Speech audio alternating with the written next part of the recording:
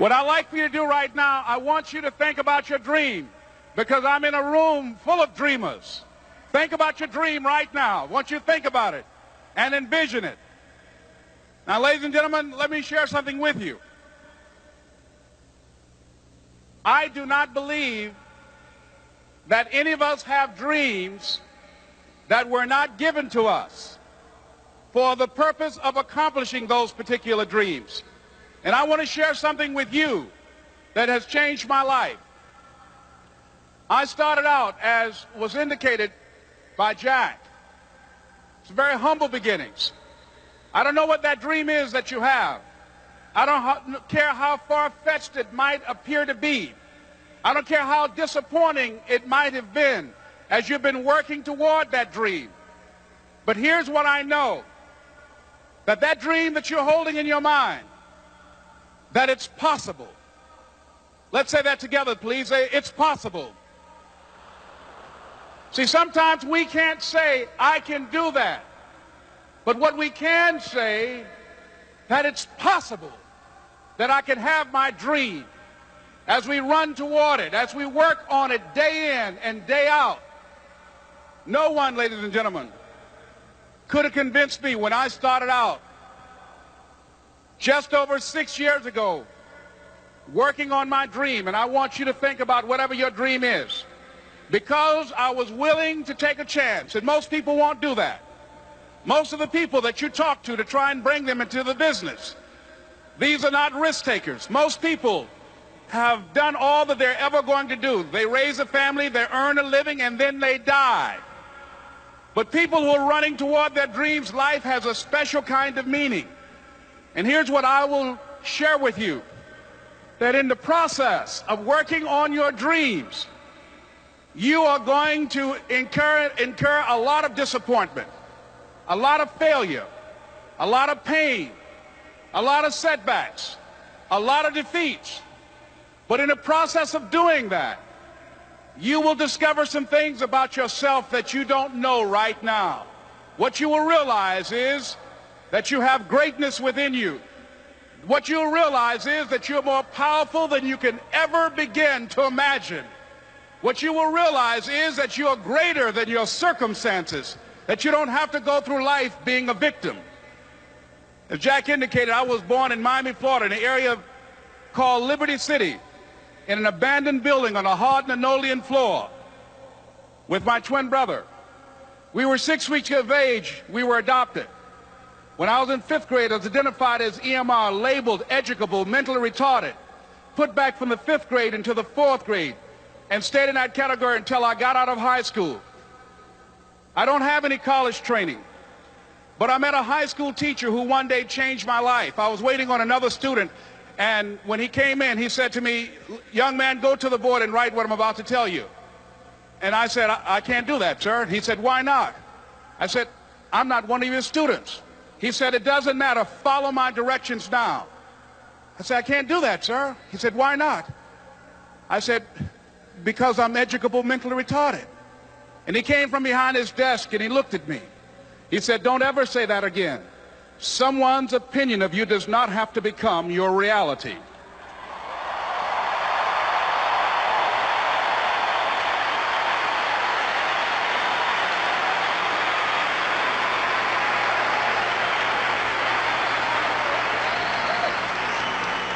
And that man, Mr. Leroy Washington, did something for me. He started planting seeds in my mind that enabled me to begin to dream, as Dexter has been doing for you. And ladies and gentlemen, I started working on my dream. And most people don't work on their dreams. Why? For many years I didn't. One is because of fear. The fear of failure. What if things don't work out? And the fear of success. What if they do and I can't handle it? The other thing is that most people, ladies and gentlemen, they get comfortable. They stop growing, they stop working on themselves, they stop stretching, they stop pushing themselves, and they end up becoming very cynical about life, and they throw in the towel on themselves and on their families and on their dreams. And the other thing is that most people don't feel worthy. What I'm doing now, I could have been doing years ago. But because I did not have a college education, because I didn't believe in myself, because I allowed other people's opinion of me to control my destiny, I didn't act on my ideas. So I applaud you for your dreaming, for your running toward your dream. I applaud you for believing in yourself, because that's what life is about, stretching and challenging, looking for ways that you can begin to improve yourself. And ladies and gentlemen, as a result of stretching out, of acting on my dream, and I don't know what that dream is for you, I can tell you that it's possible. No one could have convinced me that after just over 6 years, I will have my own book entitled Live Your Dreams. Just over 6 years, I would have 5 specials on public television. Just over 6 years, I've done motivational speaking for AT&T, Procter & Gamble, McDonald's Corporation, Xerox, IBM. Just over 6 years. I will now have my own talk show that will premiere on Monday, Labor Day. I'm saying to you, your dream is possible. Your dream is possible. But not only is it important that you believe and begin to know that it's possible for you to live your dream as you run toward it, but I've done something that I want to share with you called Choosing Your Future. In fact, I've developed a set of tapes talking about how to begin to create your own reality by choosing your future. And not only is it important for you to know it's possible for you to choose your future, but it's necessary that you work on yourself, that you develop yourself. It's necessary that you get the energy drainers out of your life, people who don't want anything. It's necessary to know that everybody won't see it, that everybody won't join you, that everybody won't have the vision. It's necessary to know that a lot of people like to complain, but they don't want to do anything about their situation, that you are an uncommon breed. You know, you have to know within yourself that I can do this. Even if no one else sees it for me, I must see it for myself. That's necessary.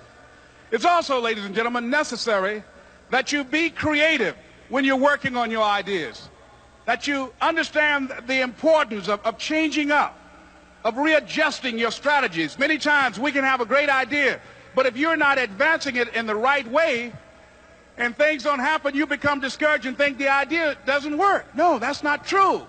It's necessary that we become creative. I remember when I was in New York walking down the street, and a guy approached me and said, "Hey, mister, can I shine your shoes?" And I said, "No, I'm in a hurry. I don't have time." I kept walking. Someone else said, "Hey, man, your shoes look clutty. May I shine your shoes?" I said, "No, I don't have time. I'm sorry, I'm busy." And I was walking fast, and many people solicited me for my business. And then finally, a young man stepped in front of me, and he said, "Excuse me." And he started counting, 97, 98, 99, 100. He said, "Sir?" I said, "Yes." He said, "Come here, please." I said, "What is it?" He said, "Today is my birthday. And every year, just to thank God for another year of life, the 100th person who passes my shoe shine stand, I offer them a free shoe shine. Would you give me the honors?" I said, "Why, sure." I got up on the shoe shine stand, George, and I sat there, and he shined my shoes diligently. And when I got down, I looked at them, they were sparkling. And I was walking away, and I said, "Thank you." And I stopped. I said, "Excuse me, but how much do you usually charge?" He said, "Only $2. I said, "I tell you what, today's your birthday. Here's $5. Keep the change." He said, "Thank you." As I was walking away, looking in the opposite direction at other people coming, he started counting again. 97, 98, 99, 100.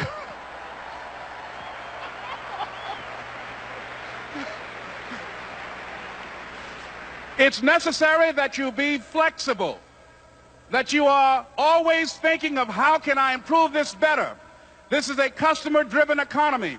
It's necessary for you to always explore various ways in which you can improve the quality of service that you're providing for the people in your organization. I remember something, a major company had talked about the extra value service they were providing for their customers.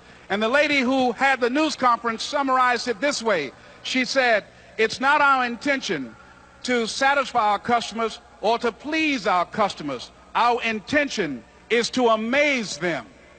It's necessary, if you're going to compete today, that you look for ways to amaze your customers by being one of those individuals that keep your commitments, that keep your word, that's relentless, it's necessary as you work with the people that you bring into your organization, that they see that you are a good example of a person to work with, because you model integrity and determination and ambition and truth and honesty and the way in which you conduct business. The next step is, that is you. That is you. That no one can do it for you but you. And even though you face disappointments, even though you will experience some setbacks, it goes with the territory. You must understand that. I remember I was playing a game with my 9-year-old son, John Leslie, and I beat him 10 straight games in a game called Connect 4. And finally, I said, John Leslie, I'm bored. I don't want to play you anymore. And I got up. I said, I'm ready to go to sleep now. And repeat out to me, please. Let's say this together. It's not over until I win.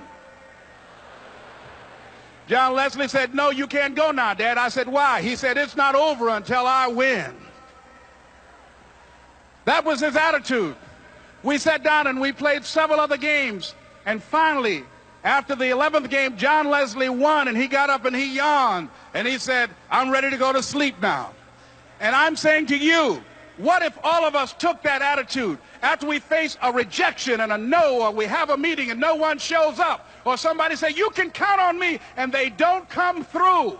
What if we have that kind of attitude? The car's repossessed. Nobody believes in you. You've lost again and again and again. The lights are cut off, but you're still looking at your dream, reviewing it every day, and say to yourself, it's not over until I win.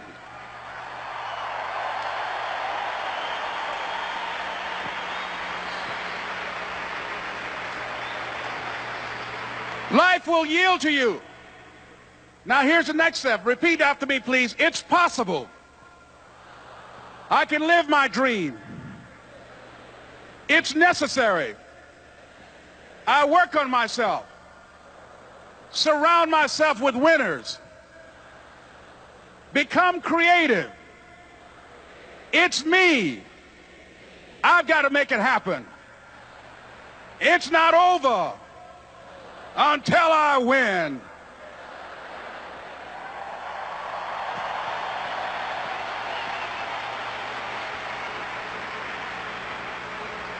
The next thing that's important to know, yes, it's possible that you can choose your future and direct the course of your life as you run toward your dream.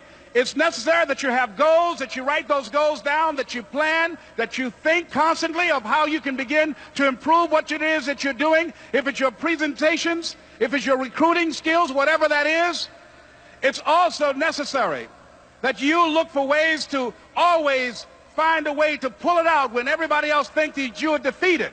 That you've got to take personal responsibility to know that in order to become successful, you've got to make it your personal business to do it.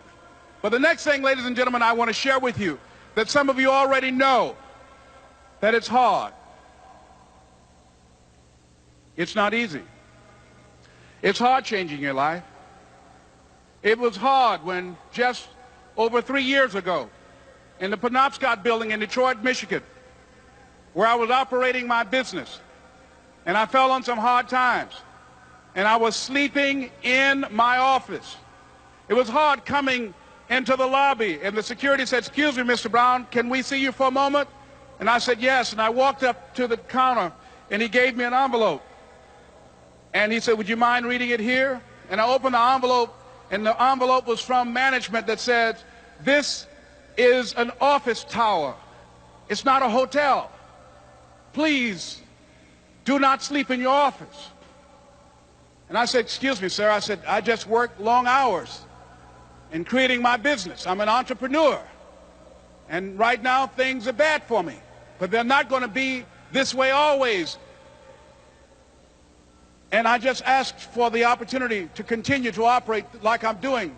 I'm not trying to make this my home. And it was hard coming through the lobby. And sometimes they would laugh. There's a guy talking about becoming successful. And look at him. He's bathing in the bathroom upstairs on the 21st floor. He sleeps on the floor. Him and 2 other dreamers up there. Look at him.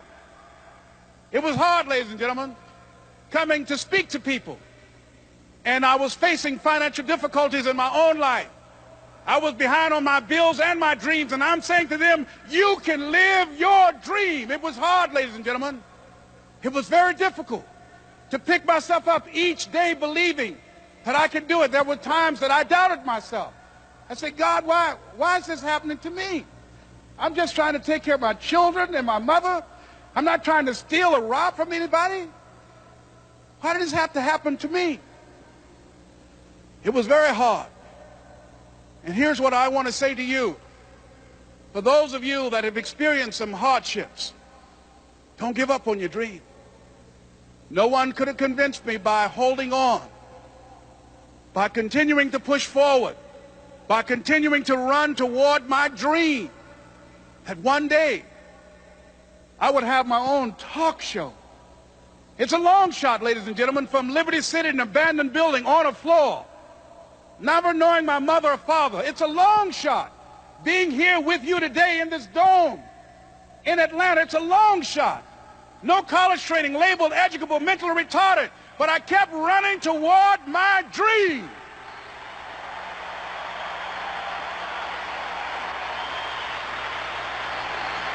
Don't stop.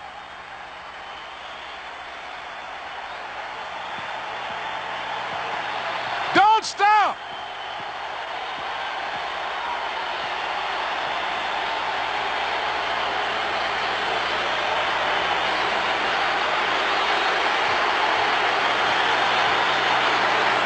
Don't stop running toward your dream.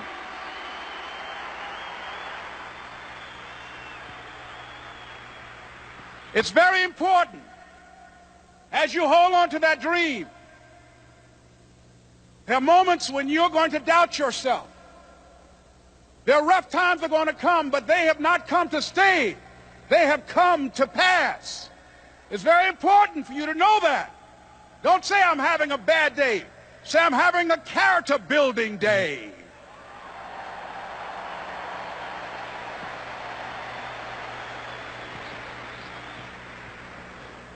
It's very important for you to believe that you are the one to make this happen. I remember this high school teacher, Mr. Leroy Washington, at the end of school one June, it was just a few days before we were supposed to leave, and I just got my report card, and it indicated that I'd failed history, and I'd failed English, and I would have to go to summer school. And I was feeling within myself that I was a failure, that I'm slower than most people in getting paperwork, and I was feeling down on myself and very negative. And Mr. Washington was giving a speech to the graduating seniors, and I was in 11th grade. And even though I wasn't supposed to be in there, I went in there because the speech he was giving, that speech was for me. And as he talked, my heart began to beat fast. Tears began to run by my eyes, and I was in the back just listening to him because he said, and he was a very dramatic man. I still talk to him to this day. He said, as graduating seniors of Booker T. Washington High School, I want you to know that you're blessed and highly favored, and that as you go toward the future, begin to know that you have greatness within you. And if just one of you here begin to envision yourselves as being blessed and highly favored to reach your goals, if just one of you capture the essence of what that means, that you have greatness within you and a responsibility to manifest that greatness, that you can make your parents proud, you can make your school proud, you can touch millions of people's lives, and the world will never be the same again because you came this way. And the students gave him a rousing standing ovation. And as he left the auditorium, I ran down the steps and I caught him in the parking lot. I said, Mr. Washington? He said, yes. I said, do you remember me, sir? He said, no. I said, my name is Leslie Brown. My mother, she works in the cafeteria here. I'm one of the twins, Leslie and Wesley. I said, Mr. Washington, but you know, I got these big dreams. I like talking to people. I love people. I said, I want to work with people, and I got this dream of buying my mama a home. Could I do that, Mr. Washington? He said, it's possible, Mr. Brown. And as he walked away, I called him again. I said, Mr. Washington, He said, what do you want now? I said, I'm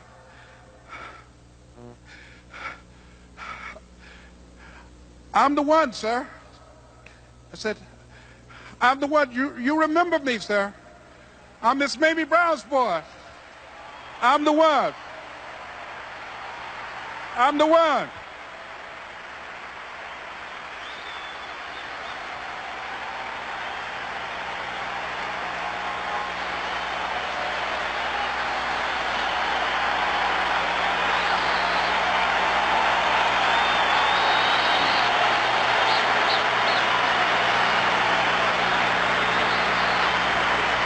And you must feel that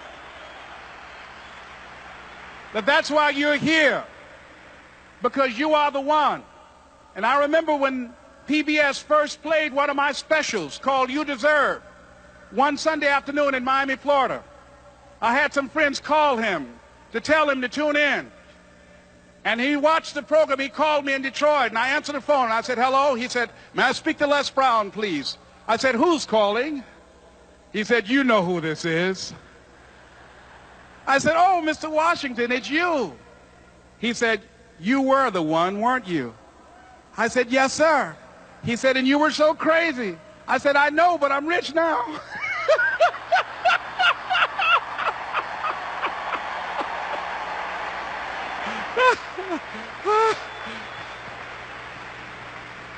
Ladies and gentlemen, it's not going to be easy. It was hard laying on the floor of the Penobscot building, looking out of the window, daydreaming, saying, Les, can you do this? Can you make this happen? I used to listen to tapes day in and day out about See You at the Top, my great friend Zig and Dennis Waitley and different other motivational speakers and Dr. Norman Vincent Peale. And Dexter saying, don't let nobody steal your dream. I used to ask myself, can I do this? And something said within me, you're the one. You're the one. And let me tell you something, ladies and gentlemen.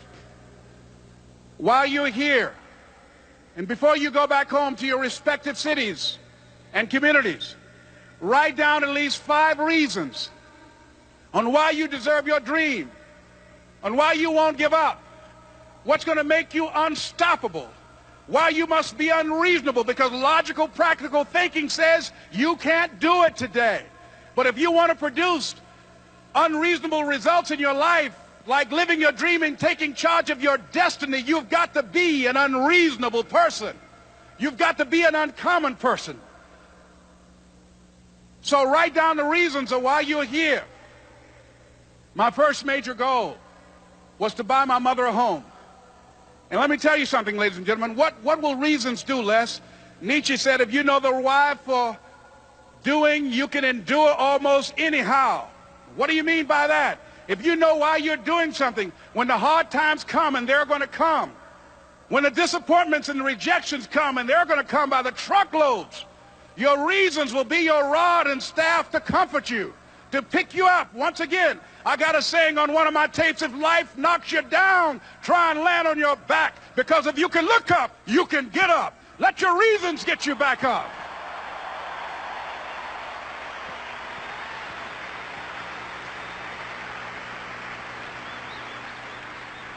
I remember when I bought the home for my mother, and she came out of the car. When I opened the door, I said, Mom, I think I know these people in this house. That was my first major goal. And then I couldn't conceal it anymore. I said, Mom, I got this for you. And as she went from room to room, looking at the house and saying, thank you, Jesus. Thank you, Lord. No one ever could have convinced me that this could have happened to me. And she looked at me, she said, Leslie, and you caused me so much problems as a boy. You were always into stuff. She said, no one could have convinced me that day when I walked in that house and this lady was holding you and your brother. And she said, ma'am, I want you to promise me 2 things. And she said, what is it? She says, 1, promise me that you won't separate them. She said, I want them raised together. I want them to know each other. I got pregnant while my husband was away in the war, and I can't keep them. Promise me that you won't separate them. She said, I promise I won't. I've never had children. I promise I won't separate them. And she said, promise me that you'll never tell them about who I am, because if my husband ever found out, he would kill me. She said, I promise. And she said that she gave them to us, and she kind of cried, and she was walking out the door, and she looked at my adopted mother. She said, remember, don't you separate them.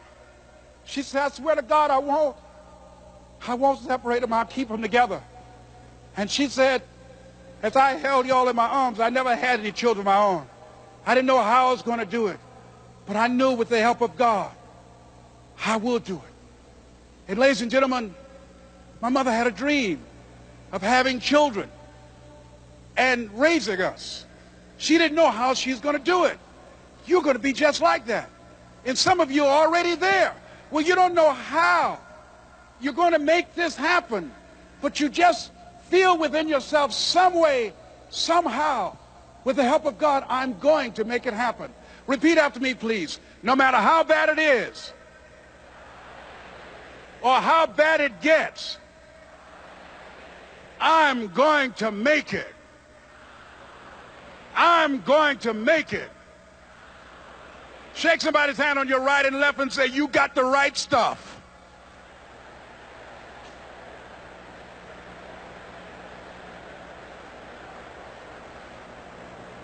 So yes, it's possible for you to live your dream. It's necessary that you associate with winners, that you work your system, that you are relentless, that you never give up. It's you. You've got to take personal responsibility. You've got to make it your personal business to make it happen.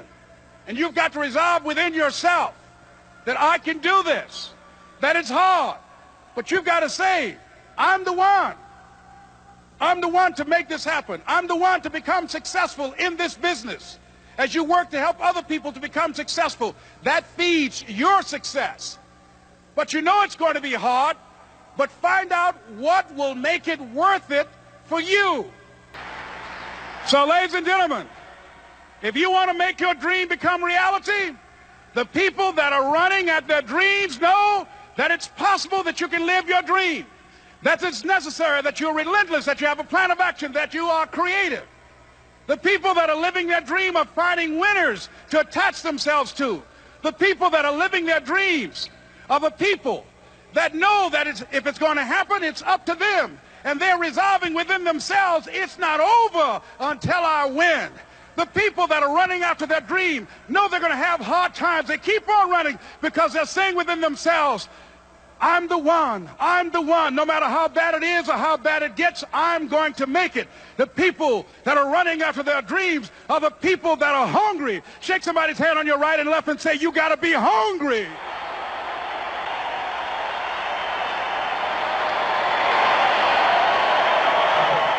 And as you run towards your dream, I want to dedicate this to you that I love very much. I want to thank Dexter and all of you.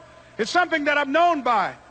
It's on our tapes called Choosing Your Future, and it says simply this, that if you want a thing bad enough to go out and fight for it, to work day and night for it, to give up your time, your peace, and your sleep for it, if all that you dream and scheme is about it, and life seems useless and worthless without it, and if you gladly sweat for it and fret for it and plan for it and lose all your terror of the opposition for it, and if you simply go after that thing that you want with all of your capacity, strength and sagacity, faith, hope and confidence, and stern pertinacity, if neither cold poverty, famish or gulf, sickness or pain or body and brain can keep you away from the thing that you want, if dogged and grim you besiege and beset it, with the help of God you'll get it. This is Mrs. Mamie Brown's baby boy, Leslie Calvin Brown, saying it's been a plumb pleasing pleasure as well as a privilege.